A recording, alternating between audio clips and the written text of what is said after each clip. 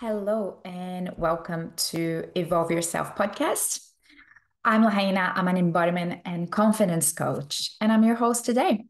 I'm here to share my learnings and life experiences in order to create thought provoking conversations in a variety of topics from healing, coaching modalities, health hacks, and entrepreneurial tips. This is a place for you to learn and explore and to lead you to your next breakthrough on the path to evolve yourself. Today, I want to talk about shadow work or our shadow self. And yeah, what is this all about? This new, not new, but this current buzzword and buzz term.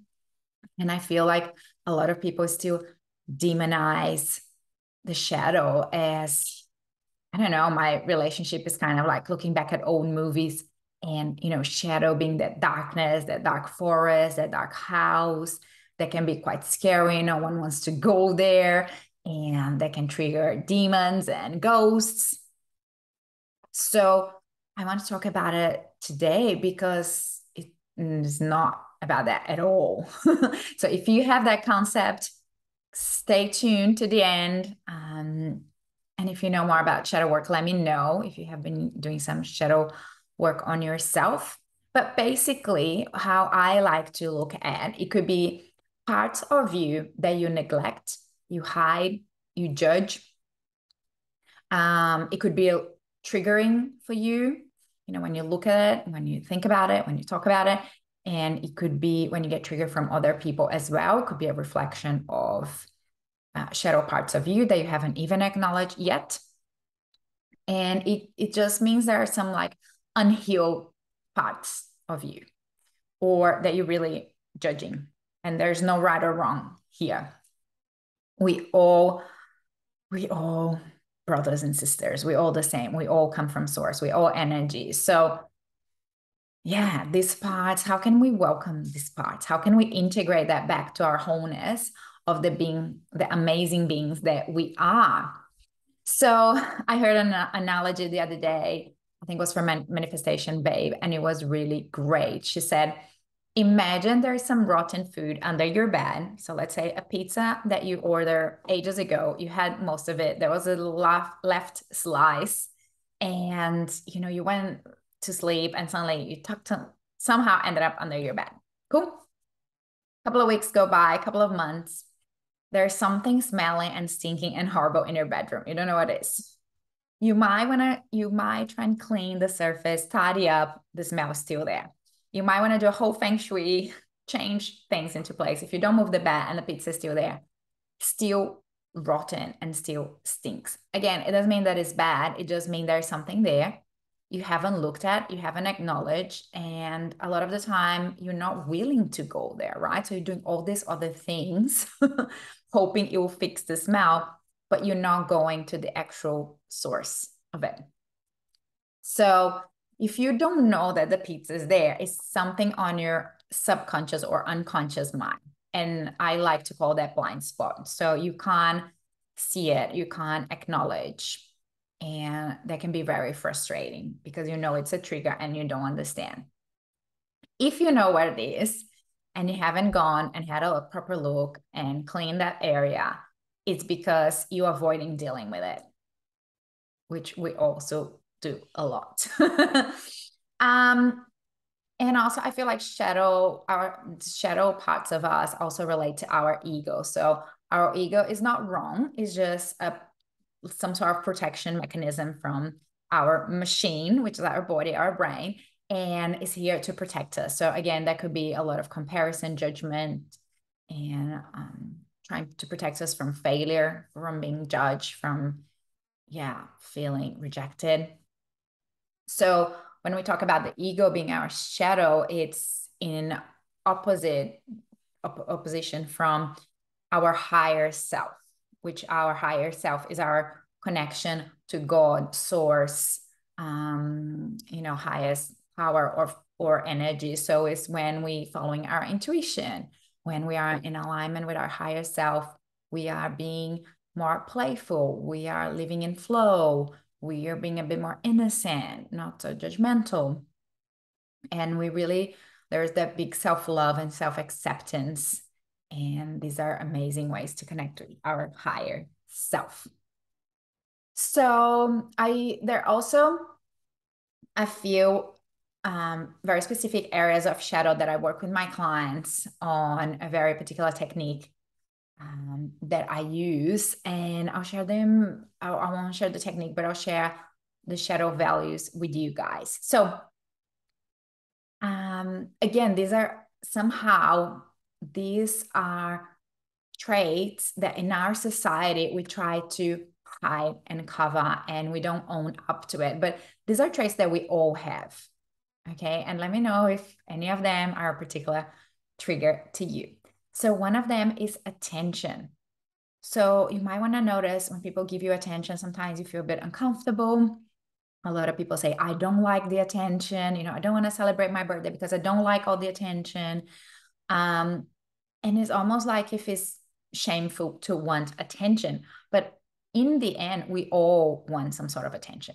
And attention is similar to feeling unique, to status, feeling special, standing out, being different, recognition, achievement, adventure, creativity, variety, and fun.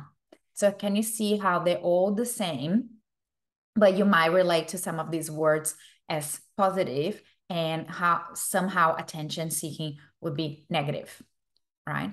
Another shadow value could be authority. So authority is similar to being respected, having the power to do things your way. So I feel like literally everyone wants to be respected. Everyone would like to do things their way. But but a lot of people wouldn't like to feel that they are the authority. Maybe some parents. The third one, which is a big one for me, is belonging. So belonging is related to being accepted, connected, community, friendship, and family. So sometimes you're going to share some of your values based on family, friendship, love, and community. But in that sense, what you really want is to feel like you belong, right? But somehow it's not the way that we express. We express as being this external thing about family and community, but deep in your heart, you want to belong to those places. One that I love, and literally every human being I know has this trait, is about control. Is being able to influence your circumstances, your territory, yourself, certainty, protection, safety, and is related to freedom. So if you think about, a lot of people say one of my highest values is freedom, but actually it relates to control. So if you think about the opposite sides of the coin, but they're pretty much the same and they go well hand in hand. So the more freedom I have, that means the more I'm controlling everything, right? How I travel, how I express myself, who I talk to, when I talk to, how I show up on social media. That's freedom, but that's how I'm controlling everything that is happening. Another cool one is rebelliousness. So no one likes, most people wouldn't like to be called a rebel, but it's the naughty feeling, sometimes breaking the rules, sticking up to authority figures. And I think we all have a little bit of that, and since we were born, we always like to challenge the status quo. Another one that we all have, but somehow suppress, is superiority. So that is related to a sense of progress, expanding, success, ambition, achievement. It's related to confidence, morality, being right, being better.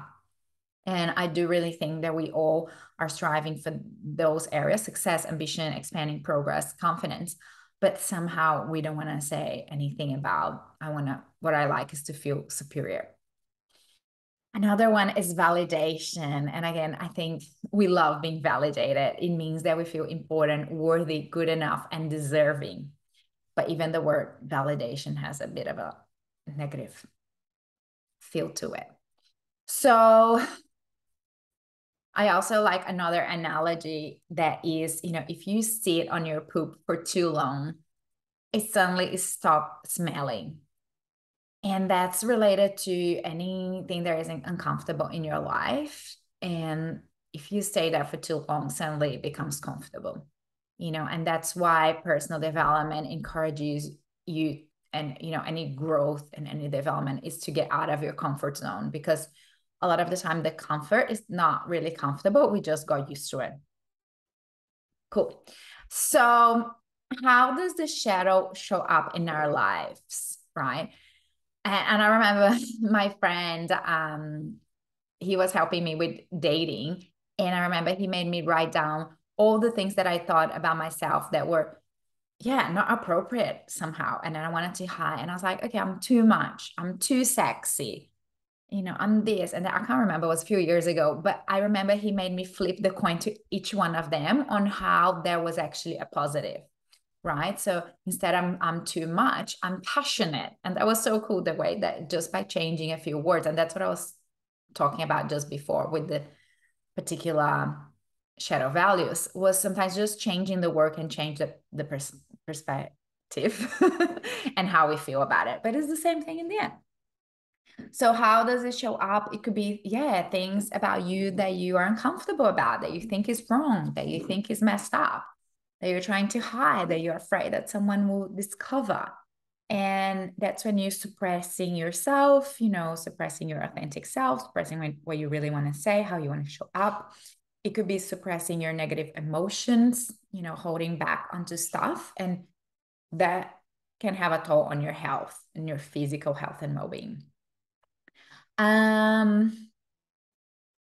What else? And again, these could be unconscious patterns. So there could be things that you're not even aware of it, which is funny because usually everyone around you can see and tell you, and you're like, no.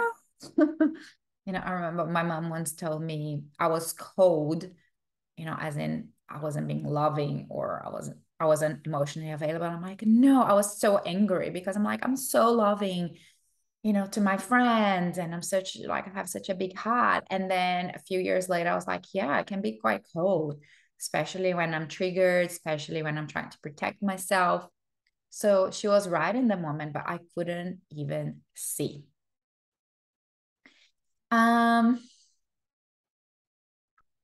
we also can be trapped in a loop of self-sabotage. So that means you are aware of your shadow. So you know what triggers you, what you're hiding, what's bothering you, the pizzas under the bed.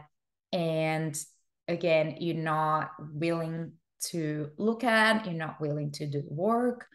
And that's when you can get into a loop of self-sabotage, which could be a bunch of things like people pleasing, perfectionism, knowing what you should do and not knowing and not doing it. So you feel trapped in a loop of self-sabotage, and that can be so damaging for your confidence, your self-esteem, your self-worth, because you're just giving yourself evidence that, I can't do it, I can't do it, I can't do it. So I was talking to my friend just before, and I said I was going to record this podcast. And I said, do you have any questions about shadow work? And she's like, yeah. How do we work on it? And I said, okay, give me an example. And she said, okay, let's say one part that I'm neglecting at the moment is my health. And I was like, cool. So how can we work on it? So she's aware of it, which is great. If you're not aware of it, that's when it's so beneficial to work with a coach, a mentor, a healer, someone that will probe you with some questions. And I can tell you 100% that things will come to surface that you weren't expecting, that you'll have that light bulb moment. You'll be like, oh, okay, I can see it now. And that's amazing, because for me, the first step for working on anything is the awareness. So as we talk about shadow, I thought about bringing light to it. Another little analogy. So bringing light to it and illuminate the shadow. Cool. Put a lamp straight on its face and face it. So there's so much power just by acknowledging something, acknowledging in your head and verbalizing first to yourself, then to someone else. This is so powerful, and this can help you shift so much already by doing it. So bring it to light, acknowledge it. And it's the process of identifying and embracing these parts that we reject, right? So embracing our shadows and these traits is the second step. And bringing some love and compassion. Like I said, it could be just the particular word that is triggering you, and look for something similar. Instead of I'm too much, I'm passionate. How cool is that? So embracing with compassion, like as you would with your best friend. You know, if they're telling you I'm too much, I'm sure you would say, no, you're not, babe. I love you. That's what I love about you. Right? But how come we are so hard on ourselves? How come we don't treat ourselves the same way as we would someone that we love in that moment? Then number 3, if you guys have been following me, this is the path. Take action. Okay. So you're not going to just sit and contemplate about your shadows, about your triggers, about what you don't like in life anymore. It's about taking action. It's about taking full self responsibility and changing the situation. The action here can be small. You can start with baby steps. So as I was talking to my friend about her health, I was like, okay, first thing that you could do is acknowledge it. Great. Let's break it down. What about your health? Is it that you're not drinking enough water? Is it that you're not exercising? Is that you're not sleeping well? Is that you're not eating well? Right? So let's get a little bit more into the details. What is it about? Because health is just too broad. Let's say you make this list with a few things. Let's have a look. What is the main thing? You know, what would make the most difference right now? Okay, I'm not sleeping well. I know that has a flow and effect throughout all my day, all my week. If I don't sleep well, I'm cranky, and then I don't eat well, and then on and on and on. Okay, so let's tackle that one. Let's do baby steps. One thing first. You don't want to tackle everything all at once because you will be overwhelmed and you do nothing. So let's say sleep, and then the action. What are you going to put in place? What are you going to practice? Are you going to set yourself a time to go to bed? Are you going to set yourself a time to sleep? Are you going to set yourself time with no electronics, you know, for maybe an hour before heading to bed? Are you going to create that you're going to have some chamomile tea? Are you going to take some magnesium? So all this is implementation. It's taking action. And like I said, could be baby steps, could be one thing at a time. When you get good at that one thing, you feel you got into the habit, you got into a flow, comfortable with, then let's add in another thing. That's how we change our habits. Okay. And the problem is that some people will go like, I have to change my diet, my sleep patterns, my workout, everything by Monday. And today is Friday. And then what happens? They don't do anything because it feels like too much. I can't deal. I'm not ready. It's too much. So these are the steps, guys. It's not that hard, but you have to be willing, right? You have to be willing to look at it and willing to take action to get different results. But that's up to you. Getting out of your comfort zone, getting out of your bubble. So once you do this shadow work, especially spiritually speaking, then you're on the path to ultimate self-love, also known as unconditional self-love, and to attain the ability to accept and love yourself in any and all situations. And as I said before, as a whole, you know, because these traits are part of you. And instead of letting them trigger you and upset you, be like, oh, I can show some love and compassion for these sides of me. And we all have these traits, and it is normal. And how can I accept that? And how can I embrace myself about it? So I hope this episode has helped you somehow. Let me know in comment below. How does that sound? Is this something you'd like to implement? And if you enjoyed the podcast, make sure to share with someone else. And I'm wishing you a beautiful day, embracing all your shadows.